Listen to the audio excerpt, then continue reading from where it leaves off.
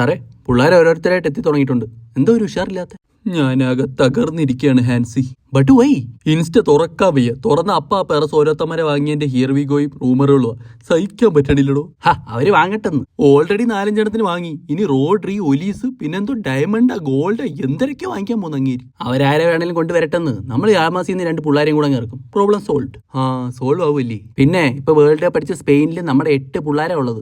ചുരുക്കി പറഞ്ഞ world cup അടിച്ചത് ബാർസയാ. അങ്ങനെയാണെങ്കിൽ നമ്മുടെ ജേഴ്സിയിൽ എവിടെങ്കിലും 8 പ്ലേയേഴ്സ് വേൾഡ് കപ്പ് അടിച്ചിട്ടുണ്ടെന്ന് എഴുതി വെച്ചാലാ? അയ്യേ, അത് വേണ്ട, ബോറാവും. പക്ഷേ ഇപ്രാവശ്യത്തെ UCL എനിക്ക് നല്ല പ്രതീക്ഷയുണ്ട്. അങ്ങോട്ട് ചെന്നേച്ചാൽ മതി. UCL എടുക്കാൻ വേണ്ടി അങ്ങനെ ഓടിയാണെന്ന് സൈൻ ചെയ്യുന്നത്. പിന്നെ 2 വർഷമായിട്ട് കപ്പ് കിട്ടാത്തതിന്റെ തളപ്പുണ്ട്. തേങ്ങ 10 അരച്ചാലും താളല്ലേ കറി. അവന്മാരെങ്ങനെ കുറച്ചാണ്ട. ഈ പെറസ് എന്ന് പറയുന്ന ഒരു ഭ്രാന്തനാ. ഇപ്പൊ വന്നിരിക്കുന്ന മൊറീനോ അതിലും വലിയ ഭ്രാന്തൻ. 2 ഭ്രാന്തന്മാർ കൂടെ ചേർന്ന് എന്താവും അറിയാവോ?